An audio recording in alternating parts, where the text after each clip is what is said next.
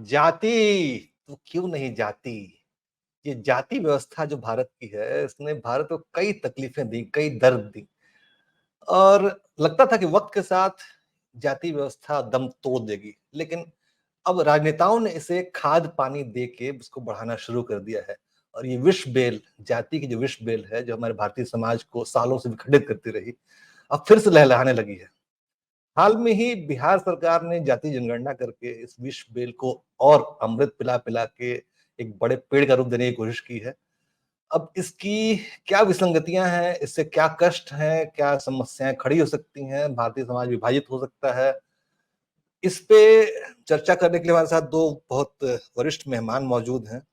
हमारे साथ भूपेंद्र धर्माणी जी हैं, जो कि पूर्व संपादक हैं हिंदुस्तान समाचार के, वरिष्ठ पत्रकार। आपका बहुत बहुत स्वागत है सर। नमस्कार। और हमारे साथ शशिधर पाठक जी हैं, जो बहुत वरिष्ठ पत्रकार हैं अमर उजाला में। आप दोनों सज्जनों का करियर बहुत लंबा रहा है पत्रकारिता में और समाज की नब्ज को पहचानते हैं। तो हम शुरू करेंगे धर्माणी जी से। धर्माणी जी, ये जो जाति की विष बेल को अमृत पिलाया जा रहा है फिर से जनगणना करके, ये क्यों? पहले तो आप ये बताइए कि क्यों हो रहा है ऐसा, क्या है इसके पीछे, वोट पॉलिटिक्स क्या है? देखिए, ऐसा है कि जो आपने बात मुद्दे की बिल्कुल जड़ पर ही आप सीधा पूछने लग गए।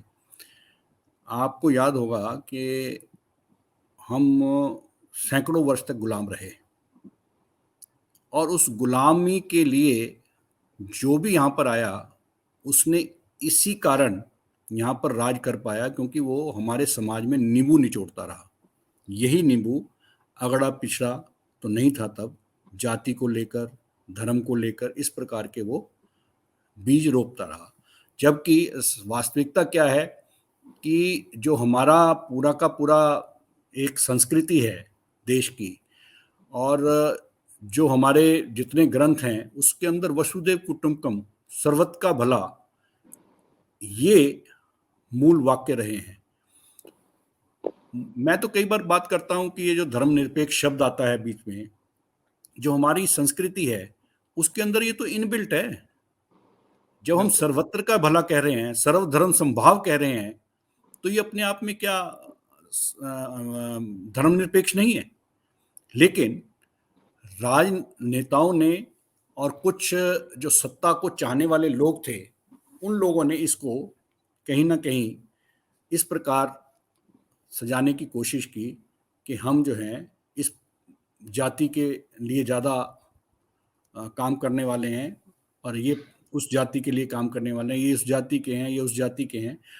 इस प्रकार लड़ाने का प्रयास किया है और ये लोग राज करते रहे। अब जो आपने बात कही कि ये कहीं ना कहीं लगता था कि शायद शांत हो जाएगा। आपको याद होगा जब संविधान सभा हुई थी तो उसमें डॉक्टर अंबेडकर ने ये बात कही थी कि इवन SC ST का आरक्षण भी जो है वो भी टेम्परेरी है, 10 सालों के लिए होगा। अब कितने वर्ष हो गए, इसके ऊपर कोई चर्चा नहीं कर रहा, बल्कि उसको अब बढ़ाने का प्रयास कर रहे हैं जी। अब उसमें और चीजें इवन डॉक्टर अंबेडकर ने एक बुक भी लिखी, एनिहिलेशन ऑफ कास्ट, जातियों का नाश कैसे है, उसमें पूरी उन्होंने किताब लिखी। लेकिन हमारे जो नेता जो जाति की मतलब अंबेडकर को फॉलो करने की बात करते हैं, डॉक्टर अंबेडकर को, वो ही जातियों को पल्लवित प्रश्वित कर रहे हैं। मैं आपको एक छोटा सा उदाहरण देता हूं। अगर हम अपने पुराने ग्रंथों में जाएं, महाभारत में चले जाएं, शुरुआत में महाभारत से अगर करूं, तो आप मेरे को एक बार बताइए कि पांडवों के जो पिता थे शांतनु, उनका विवाह किससे हुआ था? सत्यवती से, धीवर कन्या, मत्स्य कन्या। वो कौन थी? वो कौन थी? अब वो मछुआरे की बेटी, और भीष्म ने प्रतिज्ञा ली थी, भीष्म प्रतिज्ञा ली थी ना, तभी उनका नाम भीष्म पड़ा था। बिल्कुल। तो भीष्म प्रतिज्ञा जो उन्होंने ली वो इसीलिए ली कि मैं विवाह नहीं करूंगा, जिससे कि उनके बच्चे जो हैं वो आगे सत्ता में आए, और वो आगे सत्ता में आए, लेकिन वो आगे क्षत्रिय कहलाए। आप अगर महाभारत की आगे चलेंगे, जो उनके और मुख्य किरदार हैं, भगवान कृष्ण को ले लीजिए या उनके भाई जो बलराम जी को ले लीजिए। बलराम जी हलदर थे, क्या थे इसका मतलब? वो कृषक थे। परम शिरोमणि वेद व्यास जी स्वयं मैं उनकी भी बात करता हूँ। वेद व्यास जी की भी आपने अपने आप जिक्र किया, वो भी वही थे, मछुआरे थे, अब वो ऋषि कहलाए। ऋषि थे तो वो। मेरा मतलब कहने इवन का ये है कि आप उधर उसके आगे चले जाइए, विदुर जी को ले लीजिए, वो दासी के पुत्र उपनिष थे उपनिषदों और में, वो वेदों इस में समय कई उदाहरण मिलते हैं, नीति सत्यकाम जाबाल से निर्धारण के लेके। लिए जो ग्रंथ जी लिखे गए हैं, उसमें विदुर नीति को बड़ी प्राथमिकता दी जाती है। जी जी जी। अब मेरा ये कहना है कि आप भीम को ले लीजिए, पांडव पांडव जो थे, उनके भीम जो थे, वो हिडम्बा से उनका विवाह हुआ था, जनजातीय आप उसकी बिल्कुल थी। सही कह रहे हैं, मेरा आप मतलब बिल्कुल कहने सही का कह ये रहे हैं। है, आप अब अगर प्राचीन काल की नहीं, नहीं, उसके बाद अगर आप रामायण में आ जाएँ, देखिए, रामायण के मैं अंदर भगवान रा 1 मिनट शशिधर जी, मैं बात खत्म कर रहा हूँ। अब जी, रामायण में अगर आ जाए, भगवान राम का अगर आप देखें, शबरी के जूठे पेड़ खाए, उनका पूरा जीवन अगर आप देखें, रामायण में पढ़ें, तो हमारे यहाँ पे जाति व्यवस्था थी ही नहीं, मेरा ये कहना है। और इस प्रकार का कोई भेदभाव था ही नहीं। अब आज की डेट में ये जो चल रहा है, जो आपने मुख्य प्रश्न किया कि ये क्यों बढ़ाया जा रहा है, इसका कारण सिर्फ ये है कि काम जो जो प्रॉमिस करके लोग आते हैं, उसको पूरा नहीं कर पाते हैं।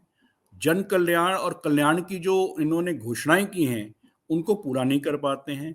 अभी भी आप देख रहे हैं कि वर्षों तक किसी भी प्रकार का धरातल पर काम नजर नहीं आ रहा था। लेकिन अब वोट कैसे लिया जाए?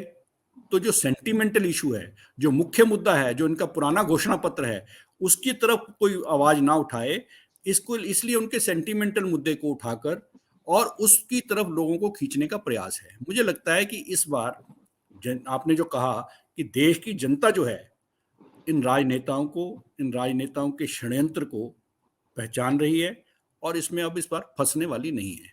वो विकास की और कल्याणकारी योजनाओं की ही बात आने वाले चुनाव में करने वाली है। जी। शशिधर पाठक जी, जी, आप एक बड़े सीनियर जर्नलिस्ट हैं और एक बड़े मतलब अभी आपने बहुत हाल में यात्राएं भी की हैं। कृपया ये बताएं दर्शकों को कि इस कास्ट सेंसस का वोट बैंक पॉलिटिक्स के क्या रिलेशन है, एकदम सरल शब्दों में। सीधी सी बात यह है, ये मंडल 2 है और मंडल 2 की शुरुआत की जा रही है। यह शुरुआत केवल एक ही कारण से की जा रही है, इसका झगड़ा भी पुराना है, इसका लेना देना भी पुराना है। और नीतीश कुमार ने जो यह बात अचानक शुरू करी है, मैं अचानक शब्द का इस्तेमाल कर रहा हूँ, 2-2.5 साल पहले इस जातिगत जनगणना की यह स्थिति नहीं थी, इसका कोई धरातल नहीं था। तो यह जो बातचीत शुरू की है, इसके पीछे भी कोई कारण है और कहीं से वो कनेक्ट हो रहे हैं। और इसकी जो पृष्ठभूमि बनी है वो 2021 के बिहार विधानसभा चुनाव से जुड़ी हुई है। इसकी जो पृष्ठभूमि है, यह प्रधानमंत्री नरेंद्र मोदी, अमित शाह और देश के गृह मंत्री अमित शाह और नीतीश कुमार की आपस की केमिस्ट्री से निकली हुई है। कहीं ना कहीं इसकी जड़ें वहां से हैं, ये वहां से रूप ले रही है। और इसका कोई बड़ा मकसद नीतीश कुमार को बहुत बड़ा नहीं हासिल करना है, उनको केवल इतना भर बताना है प्रधानमंत्री को, देश के गृह मंत्री को, कि मैं कुछ हूं, मुझे बहुत हल्का न समझा जाए। और इसका जो फायदा मिलना है वो कहीं ना कहीं लालू प्रसाद यादव जैसे अदर लोगों को ज्यादा मिलना है, अन्य को ज्यादा मिलना है। नीतीश कुमार इसी रास्ते पे हैं और वहीं से ये जातिगत जनगणना की एक बात निकल कर आई है। दूसरी चीज, एक पृष्ठभूमि में हमें और जाना चाहिए और खास करके बिहार की पृष्ठभूमि में जाना चाहिए। भूदान आंदोलन विनोबा भावे जी का चला भी और सफल भी हुआ और असफल भी वही हुआ। जेपी ने समानांतर सत्ता का आंदोलन वहीं से शुरू किया और वहीं से चला और जेपी का मोह भी भंग हुआ, उसके भी पीछे बिहार ही है। शुरू भी वहीं से हुआ, भंग भी वहीं से हुआ। तो जो सामाजिक असमानता है, जब आप बिहार में गया में जाएं, पटना में जाएं और आप भितिहरवा की तरफ जाएं, कुमारबाग चंपारण जाएं और जहानाबाद 12 बीघा, शंकर बीघा, मियापुर विशुद्ध नक्सलाइट इलाकों की तरफ भी देखें तो सामाजिक असमानता भी वही है। तो दो ही चीज है, जहां जितनी बड़ी सामाजिक असमानता है वहां आप किसी भी ऐसे मुद्दे को बहुत तेजी से उछाल सकते हैं जो जनता में या जनता के सेक्शन में या लोगों को सीधे कनेक्ट करता है। तो नीतीश कुमार इसी का फायदा ले रहे हैं। यह नीतीश कुमार को भी समझ है कि वो किसी भी धार्मिक या ऐसे मुद्दों पर बीजेपी या आरएसएस को कोई जवाब नहीं दे सकते, लेकिन इनका खेल वह जातिगत मामलों में उठा सकते हैं। और इसका कोई बहुत बड़ा लेना देना नहीं है कि राज्य का सामूहिक विकास कितना होगा। हाँ, ऐसा होता है, जब आप वर्गों में संघर्ष बढ़ाते हैं, लोगों में संघर्ष बढ़ाते हैं, तो आपकी कुछ मनो इच्छाएं इस बहाने पूरी हो जाती हैं। अभी आप बहुत अच्छी बात कह रहे थे, देखिए वो कर्म का समय था, कर्म के आधार पर लोगों की व्यवस्थाएं तय होती थी, वो बताए जाते थे, वो कितने दिव्य हैं, कितने तिरस्कृत हैं, कितने पुरस्कृत हैं, या समाज में उनका क्या स्थान है। और आज जन्म से व्यवस्थाएं हैं, हम किसके बेटे हैं ये मायने रख रहा है, किस कुल और जाति में पैदा हुए हैं वो महत्वपूर्ण है। और ऐसा नहीं है जातियों का झगड़ा उस समय नहीं था, सूतपुत्र राधे था न कर्ण, सूतपुत्र राधे था, सारी उसने उसकी, वो वीर था, कुशल था, सब कुछ में सक्षम था, पूरे जीवन भर उसने सूतपुत्र राधे का दंश झेला। आप ये कैसे कह सकते हैं? एकलव्य ने झेला, द्रोणाचार्य ने उसको शिक्षा नहीं दी, ये सब चीजें थी। परशुराम ने तो ऐसा नहीं है। इसके मैं पीछे कहना क्या जाति चाह नहीं रहा थी, हूं, इसके मैं पीछे लेके देखिए शशिधर हम जी लोग जो डिबेट आपने को अलग बात नहीं कही, ले जी सकते जी हैं। मैं लेके आपकी क्या बात से सहमत नहीं हूँ यहाँ मैं पे। इस बात को मैं आपको एक लाइन, मैं मुझे पहले खत्म, बात कही ना, नहीं इसमें मैं जो कनेक्ट करना चाह रहा हूँ मुझे कनेक्ट करने दें प्लीज। इससे पहले राम के युग में चले जाइए। देखिए ऐसा है, आपने एक मर्यादा बनाई थी, एक नैतिकता बनाई थी, समाज के रहने के एक सिद्धांत बनाए थे। वसुधैव कुटुंबकम की जो अवधारणा है हमने वहीं से पाई है, अपने शास्त्र में, अपने अपने पुराने इतिहास में, अपनी परंपराओं में वहीं से हमने उठाया है। और राम शबरी के यहाँ जाते हैं या केवट के पैर धो करके, या केवट उनका पैर धो करके पीता है, ये कोई छोटी बात नहीं है, ये सब बहुत बड़ी बड़ी चीजें हैं। तो मेरे कहने का आशय यह है, जहां आपने कर्म आधारित व्यवस्था को खड़ा किया था, वो उसके अपने अलग दिव्य रूप थे। आज आप जन्मना हो गए हैं, तो उस युग को, महाभारत और रामायण के काल को आज के युग में नहीं जिया जा सकता।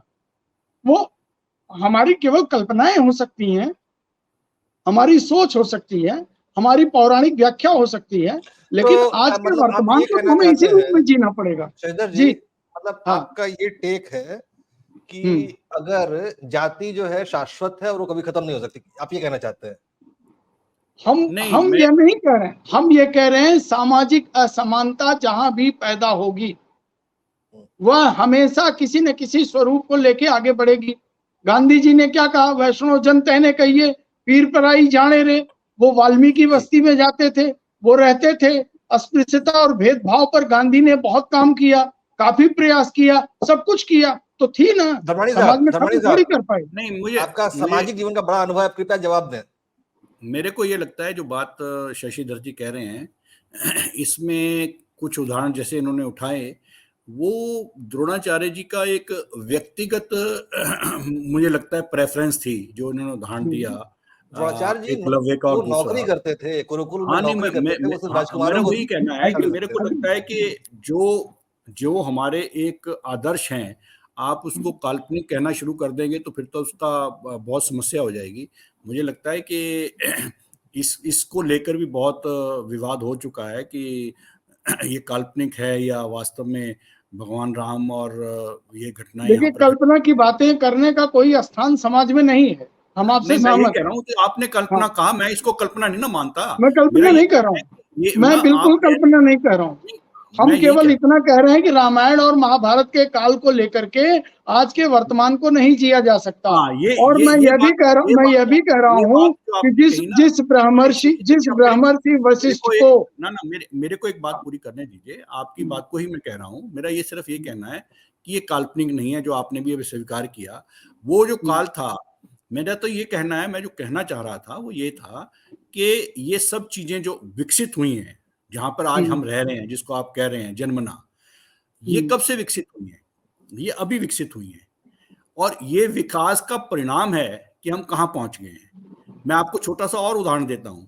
अभी लगभग कुछ वर्ष पहले ही मतलब सिंह सजाने का जो 300 साला मनाया गया था गुरु गोविंद सिंह का पंजाब के अंदर, बहुत प्रकाश सिंह बादल जी की सरकार थी, बहुत जोर शोर से मनाया गया था। यानी कि 300 साल पहले सिंह सजाए गए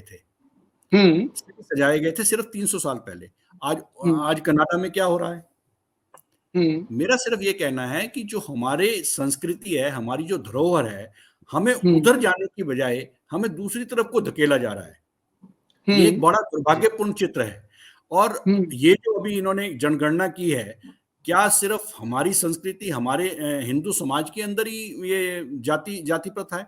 ये मुस्लिम वर्ग में, ईसाई वर्ग में क्यों नहीं की जा रही? सैयद शेख पठान वहां भी हैं, बुलाए हैं, पसमानदा हैं। मैं सारा ही कह रहा हूँ। मैंने तो उदाहरण दिया आपको कि बाकी के ये जो जिनको अल्पसंख्यक ये कहते हैं, उधर उनकी क्यों नहीं की जा रही? इसका मतलब है दिमाग में कुछ और है, और दिमाग में जो षड्यंत्र है वो जनता पहचान रही है। मैंने इसलिए ही कहा ना, आप जो बात कह रहे हैं, दोनों वरिष्ठ अपने वरिष्ठों को मैं थोड़ा विराम देना चाहूंगा। दरअसल मुझे लगता है ये कि भारतीय जनता पार्टी धर्म के आधार पे वोट बैंक को एकजुट कर रही है, जिसके तोड़ के रूप में समाजवादी दल हमेशा की तरह जाति का कार्ड खेल रहे हैं और चाहते हैं कि नहीं अंशुमान जी, ये एक शरद विषय था यादव जो शशिधर जी ने बात कही ना, वो ज्यादा महत्वपूर्ण है। ये नीतीश जी ने तोड़ निकाला है। किस चीज का तोड़ निकाला है? एक विशेष सत्र लाकर जो महिलाओं को आरक्षण दिया गया है, और वो महिलाओं को आरक्षण नहीं, कनेक्ट सही करिए। नीतीश कुमार इसके पहले महिलाओं की पहल कर चुके हैं। आप देखिए नीतीश कुमार जो कर रहे हैं, लेकिन उनके राहुल गांधी भी उसे कॉपी कर रहे हैं।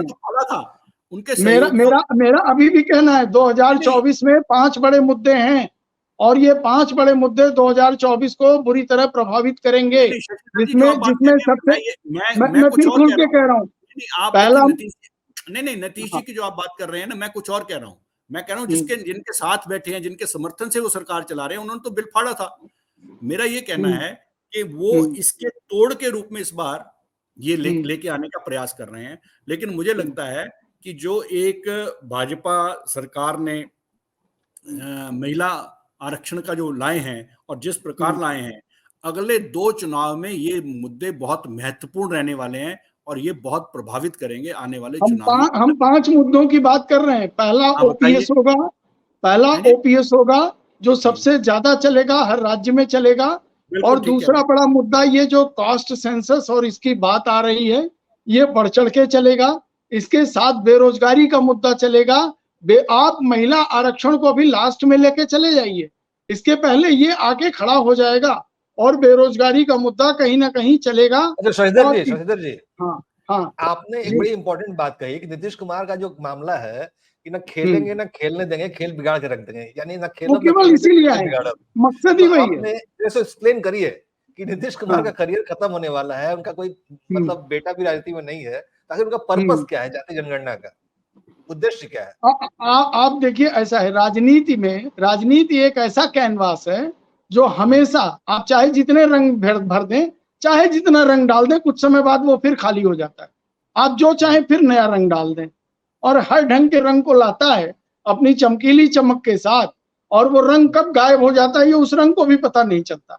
इसी का नाम राजनीति है। आदमी की महत्वाकांक्षाएं कभी खत्म नहीं होती। बहुत कम है ये शशिधर जी, तो सब मिला के नीतीश कुमार का मकसद केवल यही है कि जिस चिराग पासवान और जिस बिहार की परिस्थिति में जो पॉलिटिकल सिचुएशन खड़ी करके और 2021 के चुनाव में उन्हें वहां की पार्टी नंबर 3 बनाया गया, वो नीतीश कुमार बताना चाहते हैं कि मैं भी राजनीति जानता हूं, मेरी भी एक अहमियत है, और आप जब भी मेरे आंत में अपने दांत चुभोगे, मैं भी आपकी आंत में अपने दांत कहीं ना कहीं से चुभो दूंगा। सारी लड़ाई उसी की है।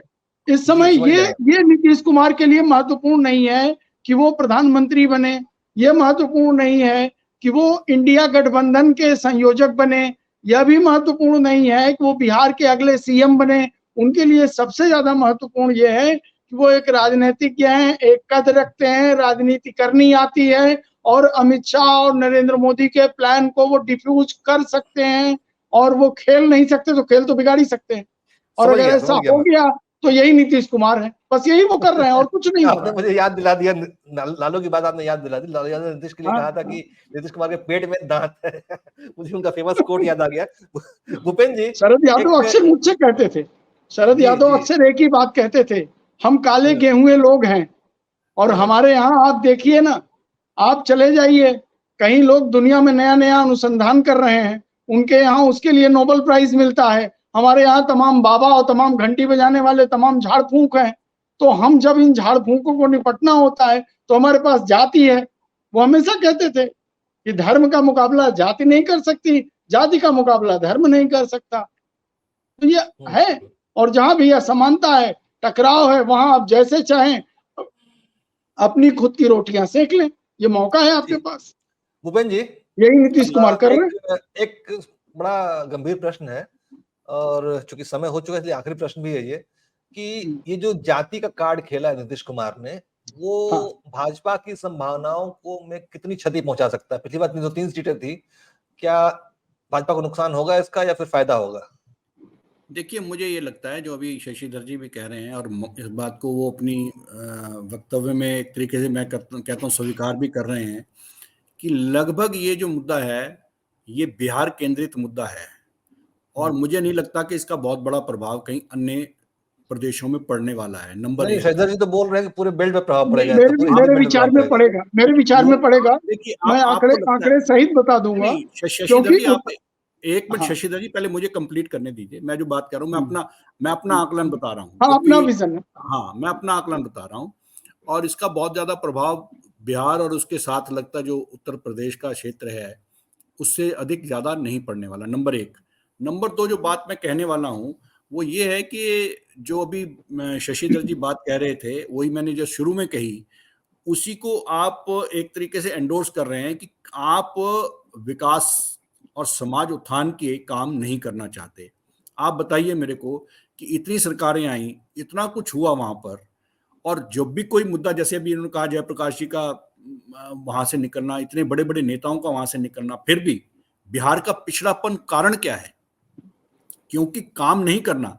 बिहार के लोग बाहर आके प्रतिभाशाली हैं, बाहर आकर आप देखिए ना, मैंने बहुत सारे प्रदेशों में देखा है कि बिहार के आईएएस अफसर, आईपीएस ऑफिसर मैक्सिमम है, बहुत ज्यादा संख्या में है, और प्रतिभा भी है, बाहर आकर उनका प्रतिभा नजर भी आती है। लेकिन बिहार में ऐसा क्या है कि अभी भी पूरा भ्रष्टाचार में लिप्त है। वहां से ज्यादातर जो गरीब आदमी हैं वो आकर पहले, अब तो थोड़ा कम हो गया है क्योंकि राशन वगैरह घर पे मिलने लग गया है तो कम हो गया है, नहीं तो आपका हरियाणा और पंजाब में आकर वो लेबर करते थे। और सामाजिक उत्थान का काम जो कंक्रीट धरातल पर होना चाहिए, कल्याणकारी योजनाओं का जो उनको लाभ दिया जाना चाहिए, उस तरफ ध्यान नहीं दिया गया, जिसका परिणाम है जो शशिधर जी कह रहे थे कि आप हमारे पास जाति का एक कार्ड है जो हम बाद में खेल देते हैं। ये सारे कम टू द लोग numbers sir, come to the numbers. Bhajpa की पिछली बार 303 सीटें थी, जातीय कार्ड उस पर कितनी सीटों का डेंट मार सकता है? कितने सीटें कम या ज्यादा हो सकती हैं? देखिए, मेरा अपना जो अनुमान है, मेरा अनुमान यह है कि अगर ये जाति का कार्ड चल गया और जो इनकी प्लानिंग है, तो ये 2019 से बीजेपी को 125 से 135 40 सीट तक नीचे ला सकता है, पहला। दूसरा, इसका जो असर होगा वो उत्तर प्रदेश में होगा, वो बिहार में होगा, वो महाराष्ट्र में होगा, कर्नाटक के पूरे एक बेल्ट में होगा, एक हिस्से में होगा। और आप जब वहां से आएंगे तो इसका असर देखिए दिल्ली में भी होगा, लेकिन इसका असर हरियाणा में नहीं होगा, पंजाब में नहीं होगा, राजस्थान में कुछ होगा, मध्य प्रदेश में होगा, छत्तीसगढ़ में होगा, लेकिन बहुत से जगहों पे नहीं होगा। कुछ गुजरात में भी थोड़ी बहुत शेकी वेकी आ आपने सकती है। पूरा हिंदी बेल्ट गिना दिया लगभग। हाँ, गिना दिया बेल्ट गिनाया है। अब आपको दूसरी चीज की तरफ देखिए, आपको बता दूं कि जो मैं शशिधर जी की बात से सहमत हूं, मैं लगता है कि एक मिनट, ये इनका मैं आकलन लेट होगा। मी फिनिश, लेकिन मैं अपनी बात कह लूं, ये जो आप आपने जरूर बात कहिए। कही है, इसका बहुत ज्यादा इम्पैक्ट जो है आने वाले चुनाव के रिजल्टों में नहीं पड़ने वाला है। ये मेरा देखिए, मैं केवल एक छोटी सी बात कह के अपनी बात को खत्म करता हूं। बिहार को जानना और समझना, उसकी भौगोलिक स्थिति को जानना बहुत आवश्यक है। हमारे कुछ भी कहने से, जब भी हम कहते हैं, ठीक है, बीपी सिंह हमेशा कहते थे, अपोलो में भी मिलते थे, और जब कहते थे मंडल तो वो कहते थे caste is the crystallization of class. तो ये बीपी सिंह की लाइन थी। हम ये कहते हैं जिनके गले में आवाज नहीं है, जो दबे हैं, कुचले हैं, पिछड़े हैं, दलित हैं, मजदूर हैं, बेसहारा हैं, सड़क पर हैं, उनके गले में मंडल वन ने एक आवाज दी, उनको उनके अधिकार दिए। सामाजिक संरचना इस हिंदुस्तान की बदली। ऐसा नहीं है, इसे आप चाहे सामाजिक उत्थान कह लें या आप किसी क्षेत्र में पतन कर लें, कोई भी चीज आती है तो अच्छाई और बुराई साथ लेके आती है। तो ऐसा नहीं है, अगर आप लोगों को ये सिखा दें कि तुम्हें भूख लगी है, तुम चिल्लाओगे मैं भूखा हूं, तो तुम्हें रोटी मिलने की संभावना है। और तुम्हें भूख लगी है और तुम चिल्लाओगे नहीं, शांत बैठे रहोगे, तो रोटी मिल गई तो तुम्हारी भाग्य, न मिली तो अच्छी बात है, फिर और झेलते रहो। लेकिन अगर शोर मचाओगे तो इसकी पॉसिबिलिटी बढ़ जाएगी कि तुम्हें रोटी मिलेगी। यही मैं जी फिर शशिधर जी, कहना बिल्कुल चाहता सही हूँ। कहा आपने, बिल्कुल सही कहा आपने तो भूपेंद्र जी, आपने यही भी है ले आपने दे सही करके। कहा। और मैं हाँ इस पूरे डिबेट को समराइज करता हूँ। हमारे दो महत्वपूर्ण अतिथि हमारे साथ थे जो कि बहुत विशद दृष्टि रखते हैं भारत की। तो उसमें से शशिधर पाठक का कहना था कि भाजपा को ये जो जाति की राजनीति है 100 से 125 सीटों का डेंट दे सकती है। हालांकि ज्यादा लगता है, मुझे भी ज्यादा लगता है, लेकिन देखते हैं हाँ रिजल्ट बताएगा। और भूपेंद्र जी कह रहे हैं कि इस जाति राजनीति का कोई असर खास दिखाई नहीं देगा। तो हालांकि दोनों दो सिरे हैं, मुझे लगता है कि इन दोनों के बीच कोई रास्ता निकलना चाहिए। तो अब क्या होगा ये अंजाम देखना नहीं पड़ेगा। अंशुमन जी, मैं एक भी छोटी सी बात कह दूं कि कल अगर जी आपने छत्तीसगढ़ में प्रधानमंत्री का भाषण सुना हो तो जी। उन्होंने सीधा सीधा इसका तोड़ वैसे ही निकाल दिया कि हम्म जातियां दो हैं, जो इन्होंने अभी शशिधर जी भी कह रहे हैं, एक हैव और एक हैव नॉट्स।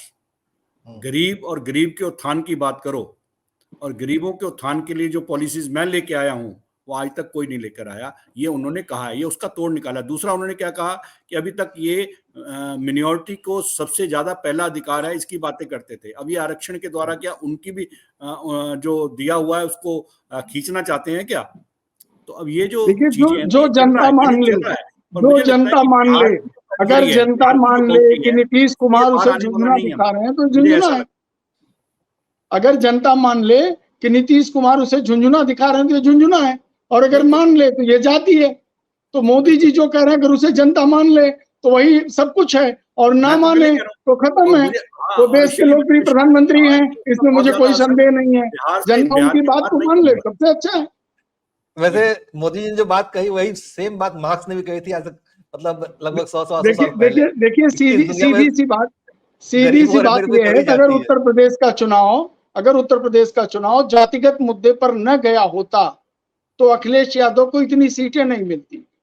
और अगर ये अखिलेश यादव ने कुछ बेवकूफियां न की होती जो इन चुनाव के वक्त पे किया, मैं आज भी जो एनालाइज करता हूं, तो संभव है कि भाजपा की सरकार बनने में वहां संकट खड़ा हो जाता। देखिए उत्तर तो प्रदेश की ये बात ना जाति करिए का शशिधर जी, महत्व सुनिए है। शशिधर जी, उत्तर प्रदेश की बात ना करिए। उत्तर प्रदेश में पिछला चुनाव मायावती और अखिलेश ने मिलकर लड़ा था, और दोनों की जाति का इक्वेशन अगर जोड़ दीजिए तो भाजपा कहीं ठहरती नहीं थी, लेकिन फिर भी दोनों मिलकर उसके बावजूद हार गए थे और देखिए, योगी जी जीत गए थे। तो ऐसा क्यों आदमी हुआ था? और अगर आप कह रहे परिस्थितियों हो कि को जाति इतनी इतिहास इम्पोर्टेंट है डराता है। तो आदमी और परिस्थितियों को उसका इतिहास डराता है। वर्तमान से आपको डर नहीं लगता, नहीं, और देखिए भविष्य ऐसा है, आपने देखा नहीं है, क्या डरेंगे। इतिहास में अगर आप देखेंगे तो हाँ वर्तमान के देखिए मुझे केरल लगता के, है, नहीं नहीं नहीं, सुनिए वर्तमान सुनिए, के मैं केरल के जो मैं अपने एक बात कहना राज्यपाल चाहूंगा हैं, जिससे आप सब वो सहमत इसका होंगे। उदाहरण देते हैं कि वो जहां भूपेंद्र से जी, जीतते रहे हैं वहां पे मुस्लिम पॉपुलेशन जो है वो 2% रही है, फिर भी हम्म वो जीतते रहे हैं।